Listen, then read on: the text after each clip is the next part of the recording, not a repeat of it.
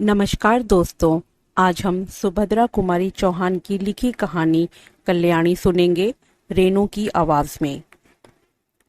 विवाह के बाद नववधू को लेकर जब बैरिस्टर राधा रमन घर लौट रहे थे तब रास्ते में ही एक रेल दुर्घटना हो गई। कई बाराती घायल हो गए। दो का तो घटना स्थल पर ही अंत हो गया। मरने वाला एक लॉ का विद्यार्थी था और दूसरे थे स्वयं बैरिस्टर राधा रमन। मृत्यु के कुछ क्षण पहले एकाएक राधा रमन ने आंखें खोलकर चारों तरफ देखा। पास ही बैठे हुए अपने मित्र जय कृष्ण से कहा, कल्याणी को तुम्हें सौंपता हूँ। यह चाहे तो इसका विवाह भी कर देना, इसे कोई कष्ट ना होने पाए। अधिक वह कुछ न बोल सके और उनका प्राणांत हो गया। घायल बारातियों के साथ नववधू कल्याणी को लेकर जय कृष्ण घर आए। 2 दिन पहले कल्याणी के सौभाग्य पर बहुतों को ईर्ष्या हुई थी। आज घर घर में उसके दुर्भाग्य की चर्चा थी। उसका मुंह देखना तो दूर, सौभाग्यवती स्त्रियां उसकी छाया से भी डरती थी। वे सोचती, यह स्त्री कितनी अभागी है कि इसके परिवार में तो कोई था ही नहीं। विवाह का कंगन भी न छूट पाया था और वैधव्य मुंह बाएं निकल जाने को खड़ा हो गया। वरना क्या उसी दिन उसी ट्रेन में रेल दुर्घटना होनी थी? कुछ भी हो, घर घर बड़ी बूढ़ी स्त्रियों में यही चर्चा थी कि यह अपने सत्यानाशी पैरों से जिस घर जाएगी उसी घर में कोई दिया जलाने वाला न रह जाएगा। धीरे धीरे यह बात जय कृष्ण की पत्नी मालती ने भी सुनी। पति और संतान के लिए हिंदू नारी क्या नहीं कर लेती। उसके कल्याण के लिए अपना तन मन सभी कुछ निछावर कर सकती है प्रसन्नता से। और जिस बात में उनके किंचित मात्र भी अहित की आशंका होती है, वह काम हिंदू नारी कभी कर ही नहीं सकती। मालती का जी अंदर ही अंदर घबरा उठा। वह क्या करे? उसे तो अभागिन कल्याणी पर भी दया आती थी। किंतु जिस दिन जय कृष्ण का जरा सिर दुखता था, बच्ची उपमा जरा भी अनमनी हो जाती, उस दिन ऐसा जान पड़ता जैसे कल्याणी का दुर्भाग्य मुंह खोले उसे निगलने को दौड़ा आ रहा है। पर उपमा को यह अपनी चाची कल्याणी बहुत अच्छी लगती थी। कल्याणी के आने के बाद उपमा सदा उसी के पास खेलती रहती, उसी के हाथ से नहाती और दूध पीती। रात में सो जाने के बाद ही मालती उसे ले जा सकती थी। वह बालिका जागते में अपनी चाची को छोड़ना ही ना चाहती थी। मालती को यह बात पसंद नहीं थी। वह नहीं चाहती थी कि उपमा उससे इतनी घुल मिल जाए। दबी जबान में उसने कई बार पति से कहा, कल्याणी को कहीं भेज दो। किसी की जवान विधवा आज 6-6 महीने से अपने घर में है, लोग क्या कहते होंगे। और जय कृष्ण सदा हंसी में टाल देते, तुम क्यों घबराती हो? कहने वाले मुझे ही तो कहेंगे। विधवा जवान हो या बूढ़ी, तुम्हें तो कोई कुछ भी ना कहेगा। किंतु जिस बात से मालती सबसे अधिक डरती थी, वह बात जय कृष्ण से कभी ना कह सकी। वह कैसे कहे कि वह भी इन बूढ़ियों की बातों पर विश्वास करती है। उसे रात दिन अपने पति और बच्चे के अमंगल की आशंका बनी रहती। धीरे धीरे 7 महीने बीत गए और जय कृष्ण कुछ भी निश्चय न कर सके कि वे कल्याणी के लिए क्या करें।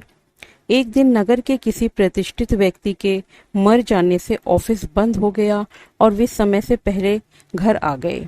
नीचे कोई ना था। ऊपर उपमा की आवाज आ रही थी। सोचा वे लोग ऊपर होंगे। ऊपर गए। सीढ़ियों पर चढ़ते ही देखा कल्याणी नहाकर बाल सुखा रही है।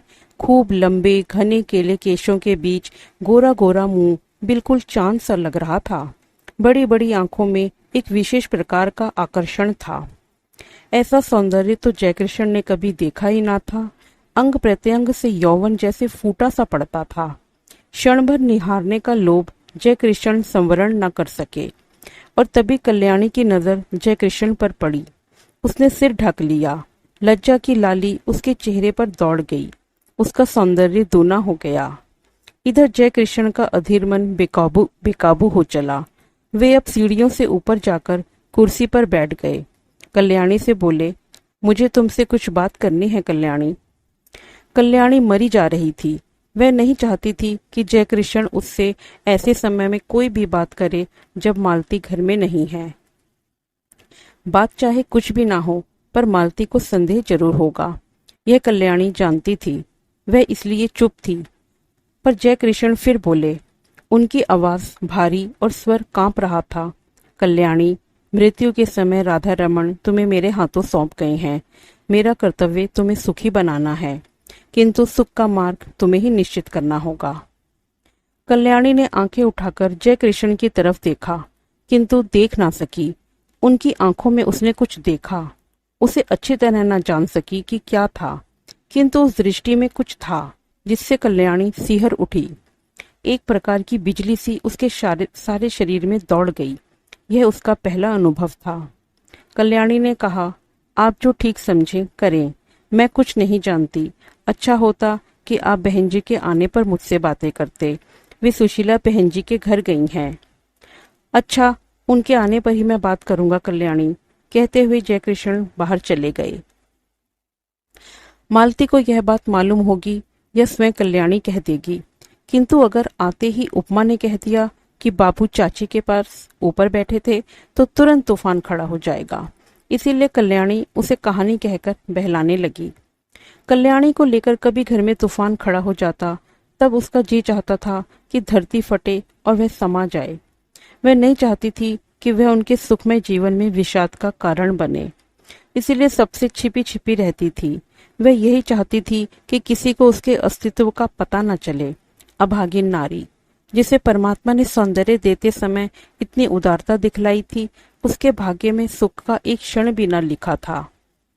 सुशीला के यहाँ मालती को बहुत सी बातें सुनने को मिली। सुशीला की सास ने यहाँ तक कहा, दुल्हन तुम्हें तो भी अच्छा लगता होगा, सहेली मिल गई है, पर वह कुलच्छनी है, तुम्हारा घर भी चौपट कर देगी। उस छूत को निकाल बाहर करो। मालती निश्चय करके लौटी थी कि आज वह जय कृष्ण से जरूर कहेगी कि अब वह कल्याणी को अपने घर में न रख सकेगी। बहुत दिन रह चुकी। लौटते ही उसने देखा कि जय कृष्ण कमरे में लेटे अखबार पढ़ रहे हैं। उसने अंदर आकर घंटी की बटन दबा दी। उपमा सो गई थी। कल्याणी नीचे आई। मालती ने उसे चाय तैयार करने को कहा। सोचा चाय पीने के बाद कहूंगी, किंतु रहा न गया। दफ्तर पहुंची। जय कृष्ण ने अखबार रख दिया। पत्नी का वे बहुत आदर करते थे। मालती पास जाकर बैठ गई। बोली, मैं अभी सुशीला के घर गई थी। सब लोग इस बात से बहुत असंतुष्ट हैं कि हम लोग कल्याणी को अपने घर में रखे हुए हैं। वे लोग कहते हैं कि उसे कहीं और भेज देना चाहिए। जय कृष्ण की भ्रुकुटी टेढ़ी हो गई। उन्होंने कहा, तो जाकर उसे हाथ पकड़कर निकाल दो। उनके स्वर में रूखापन था। उन्होंने करवट बदल ली। मालती चुपचाप चली गई। उसने सोचा, जान पड़ता है कि यह जीवन भर के लिए यहाँ आई है। कल्याणी चाय तैयार करके चाय की मेज पर सजाकर ऊपर चली गई। चाय पीते पीते जय कृष्ण ने पत्नी से कहा, जिसे ईश्वर ने ही कष्ट देने में कोई कसर नहीं की, उसे हम और क्या कष्ट दें। मरते समय राधा रमन उसे मेरे हाथों सौंप गए हैं। कुछ दिन और बीत जाने दो। 1 साल के बाद वह जो चाहेगी वही कर देंगे। पढ़ना चाहती है तो वहां भेज दूंगा, चाहेगी तो उसका पुनर्विवाह भी कर सकते हैं। पर वह मुझे या तुम्हारी बच्ची को नहीं खा सकती। बेफिक्र रहो। लोग कहते हैं, बकने दो। दुनिया में हर किसी को प्रसन्न रखने की कोशिश करने वाला किसी को भी प्रसन्न नहीं रख सकता।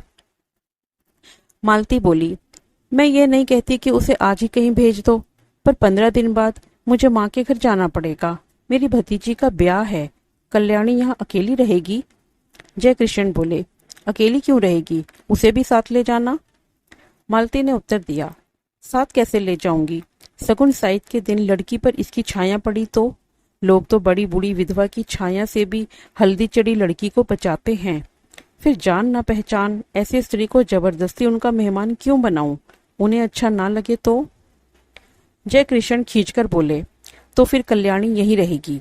बुधिया की माँ को दिन भर रहने को कह देना, उसे कुछ और पैसे दे दिए जाएंगे। ना चाहते हुए भी आखिर एक दिन कल्याणी को घर में अकेली छोड़कर मालती को जाना पड़ा। जाते समय बुधिया की माँ को उसने अच्छी तरह समझा दिया कि बाबूजी को खाना वही परोसेगी। कल्याणी से भी कह दिया था, वह बाबूजी जैसा पर्दा करती है वैसे ही करती रहे, और बुधिया की माँ रात दिन यहीं रहे। मालती चली गई। अब जय कृष्ण प्रायः देर से जाते और जल्दी लौट आते। कभी कभी वे दफ्तर जाते ही नहीं। यह बात ध्यान देकर कल्याणी ने देखी।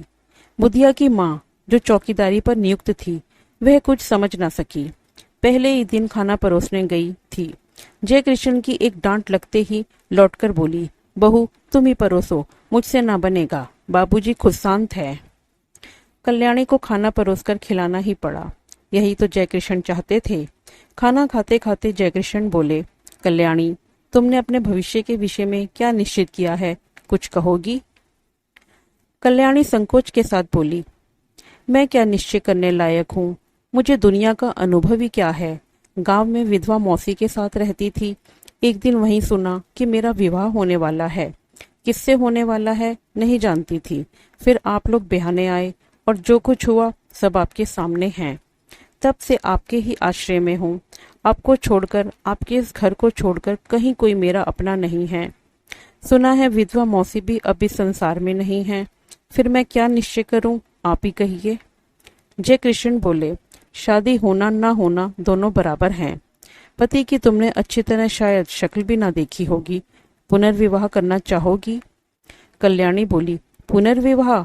विवाह से सुख मिलने वाला होता तो मेरे पति उसी दिन रेल से कटकर न मर जाते, कहकर ठंडी सांस ली। जयकृष्ण ने कहा, तुम्हारा यह ख्याल गलत है कल्याणी। जो कुछ होना होता है होकर ही रहता है। इसमें न तुम्हारा दोष है न तुम्हारे भाग्य का। मेरा तो विश्वास है कि जिस ईश्वर ने तुम्हें इतना रूप दिया है वह सुख भी देगा। हाँ, मार्ग तुम्हें स्वयं निश्चित करना है। तुम चाहो तो मैं तुम्हें पढ़ने के लिए किसी पाठशाला में भेज दूं। कल्याणी को हंसी आ गई। बोली, अब मैं बूढ़ी होने जा रही हूँ। छोटी छोटी लड़कियों के साथ बैठकर कैसे पढ़ूंगी? और पढ़ना आएगा भी मुझे? मैं तो निरी मूर्ख हूँ। यह हंसी न थी, बिजली कौंध गई थी। जयकृष्ण ने कल्याणी को आज तक कभी हंसते न देखा था। वे सिर से पैर तक सिहर उठे। बहुत संभल कर बोले, कोशिश करने से सब कुछ आता है कल्याणी। फिर भी तुम खूब सोच विचार कर मुझसे शाम को अपना निश्चय कहना। शाम को भोजन के बाद रात को बहुत देर तक कल्याणी और जयकृष्ण बातें करते रहे। पहरे पर नियुक्त बुढ़िया पड़ी हुई खर्राटे भर रही थी। कल्याणी ने कहा, पति को मैं प्रेम न कर सकी क्योंकि संयोग और वियोग में केवल 2 ही दिन का तो अंतर था। हाँ, दया भाव से ही प्रेरित होकर उन्होंने मेरा पाणी ग्रहण किया था। इसीलिए उन पर मेरी अपार श्रद्धा पहले से ही थी, वह अब भी है। किंतु प्रेम से तो मेरा प्रथम परिचय उसी दिन हुआ जिस दिन आप सीढ़ियों पर चुपचाप खड़े थे। आप विश्वास मानिए कि मैं आपको जितना श्रद्धा भाव से देखती हूँ उतना ही आपसे प्रेम भी करने लगी हूँ। फिर भी आपके साथ मेरा पुनर्विवाह असंभव है। क्यों कल्याणी, तुम्हें आपत्ति क्या है? भर्राई हुई आवाज में जयकृष्ण ने पूछा और कल्याणी के हाथ अपने हाथ में ले लिए। कल्याणी ने तुरंत अपना हाथ छुड़ा लिया और संदिग्ध दृष्टि से जयकृष्ण की ओर देखा। जयकृष्ण को अपनी भूल मालूम हुई। दोनों कानों में हाथ लगाकर बोले, भूल स्वीकार करता हूँ, अब कभी ना होगी। फिर कुछ रुककर कहा, कल्याणी तुम मुझसे कभी ना डरना। तुम्हारी इच्छा के विरुद्ध मैं तुम्हें कभी ना छूऊंगा। पर यह बताओ कि जब पुनर्विवाह करने में तुम्हें कोई आपत्ति नहीं है और तुम मुझसे प्रेम भी करती हो, तब तुम्हारा पुनर्विवाह मेरे साथ क्यों असंभव है? असंभव इसीलिए है कि आप विवाहित हैं, कल्याणी ने निश्चय के स्वर में कहा। जयकृष्ण ने कहा, पर हिंदू शास्त्र के अनुसार एक पुरुष कई विवाह कर सकता है। फिर तुम वह सौभाग्य मुझे ही क्यों नहीं दान करती जो किसी दूसरे को मिलने वाला है? छी छी, कल्याणी बोली, आप क्या समझते हैं कि मैं किसी और से विवाह करूंगी? यह कभी ना होगा। मैंने एक बार जिससे प्रेम किया उसी से प्रेम करती हुई मिट जाऊंगी। हिंदू नारी प्रेम करना जानती है, वह प्रेम का प्रतिदान नहीं चाहती। मैंने प्रेम किया, करती रहूंगी। यह बात दूसरी है कि प्रेम की प्रतिमा तक मेरी पहुंच न हो सकेगी, और यह तो अपना अपना भाग्य है। कहती हुई एक दीर्घ निश्वास के साथ कल्याणी ने जयकृष्ण की ओर देखा। जयकृष्ण ने कहा, कल्याणी तुम अपना ही अपना देखोगी या मेरा कुछ ख्याल करोगी? मैं पागल हो जाऊंगा। तुम्हारे बिना अब तो मुझसे एक पल भी नहीं काटा जाता। किंतु फिर भी तुम निश्चिंत रहना, मैं तुम्हें कभी हाथ न लगाऊंगा जब तक तुम्हारी आज्ञा न होगी। आधी रात को भी तुम मेरे पास उतनी ही सुरक्षित रह सकती हो जैसे सगे भाई के पास, क्योंकि मैं अधम नहीं हूँ। तुमसे प्रेम करता हूँ, तुम्हें पाने का इच्छुक हूँ, पर सत्य मार्ग से, कुमार्ग से नहीं। कल्याणी बोली, ना मैं अपना कुछ देखती हूँ ना आपका। सच यह है कि मैं मालती जीजी के सौभाग्य पर कुठाराघात न कर सकूंगी। उन्होंने मुझे कुछ समय में आश्रय दिया है और जो कुछ बन सकेगा भला करूंगी। उनकी बुराई मुझसे ना हो सकेगी। उनके भले के लिए मुझे अपना बलिदान भी करना पड़े तो सहर्ष कर दूंगी, मगर उनकी जिंदगी में कांटा बनकर ना रहूंगी। पर मेरा जीवन कंटकमय बना दोगी, कहते हुए जयकिशन ने ठंडी सांस ली और सतृष्ण नेत्रों से कल्याणी की ओर देखा। कल्याणी ने कहा, यह सब मानसिक विकार है, कुछ दिनों में अपने आप दूर हो जाएगा। आप समझते हैं मुझे कम कष्ट हो रहा है? मैं नारी होकर तो भी सब कुछ सहने को तैयार हूँ। आप तो पुरुष हैं, कठिनाइयों से लड़ने के लिए ही आपका जीवन है। मैंने मालती जीजी को पत्र लिख दिया है, वे आती ही होंगी। उनके आते ही मैं आपसे विदा ले लूंगी। विदा से पहले एक भिक्षा मांगती हूँ, केवल आपके चरणों की धूली, और मैं कुछ नहीं चाहती। आप मेरे देवता हैं।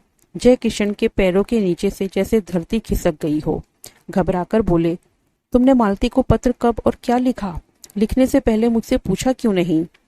कल्याणी बोली, मैंने और कुछ नहीं लिखा, यही लिखा है कि उपमा के बिना बहुत बुरा लगता है, तुम जल्द से जल्द चली आओ। और लिखती भी क्या, किंतु आपके साथ मेरा अकेले रहना उचित नहीं। हम दोनों एक दूसरे से प्रेम करते हैं, ना जाने किस दिन क्या हो जाए, और मैं नहीं चाहती कि हमारे बीच में कोई भी ऐसी बात हो जिसे कलंक का स्वरूप दिया जा सके। जो कुछ तुमने किया ठीक ही किया कल्याणी, सो जाओ, रात बहुत हो चुकी है। और उठते हुए कल्याणी ने झुककर जयकृष्ण के पैरों को माथे से लगा लिया। जयकृष्ण बहुत उद्विग्न थे। कल्याणी ने ऊपर जाकर दरवाजे बंद कर लिए। जयकृष्ण खाट पर पड़े करवटें बदलते रहे। उन्हें नींद ना आई। दूसरे ही दिन मालती दोपहर की ट्रेन से आ पहुंची। दफ्तर से लौटते ही जयकृष्ण ने देखा उपमा खेल रही है। रात भर सो ना सकने के कारण उनका चेहरा उतरा हुआ था। मालती ने देखते ही पूछा, क्या तबीयत खराब थी, क्या हुआ? जयकृष्ण ने कहा, कुछ नहीं, सिर में बहुत दर्द है। अज्ञात आशंका से मालती सिहर उठी। कल्याणी तो अभी है ना घर में? उसने पूछा, तुम तो अपनी बात के आगे किसी की भी नहीं सुनते। कितनी बार कहा उसे कहीं भेज दो, पर जब तुम मानो तब ना। इस तरह तुम्हारे सिर में सर दर्द होता है तो मैं घबरा जाती हूँ। सभी लोग कहते हैं वे अभागिन है। जयकृष्ण को दूसरा ही भय था। वे यही सोच रहे थे कि कौन जाने कल्याणी है भी कि नहीं। उसने कहा था कि मालती के आते ही वह विदा ले लेगी। विदा का अवसर कहीं आ तो नहीं गया? जयकृष्ण का हृदय धड़क रहा था। उन्होंने कहा, मैंने कल्याणी को एक पुत्रीशाला में पढ़ने के लिए भेजने का निश्चय किया है। यह बात उसे भी मंजूर होगी। जरा उसे बुलाओ तो। मालती को इस बात से बड़ी शांति मिली। कल्याणी यहाँ से चली भर जाए, कहीं भी जाए, इसकी उसे चिंता न थी। उसने घंटी बजाई, पर कोई ऊपर से ना आया। तब उपमा को बुलाकर कहा, जा ऊपर से अपनी चाची को बुला ला। उपमा ने कहा, चाची ऊपर नहीं है। घबराकर मालती ने ऊपर नीचे सभी कमरे खोज डाले, कल्याणी का पता नहीं लगा। जयकृष्ण पागल की तरह दौड़कर ऊपर गए। कल्याणी के बिस्तर पर उसके गहनों की पेटी रखी थी।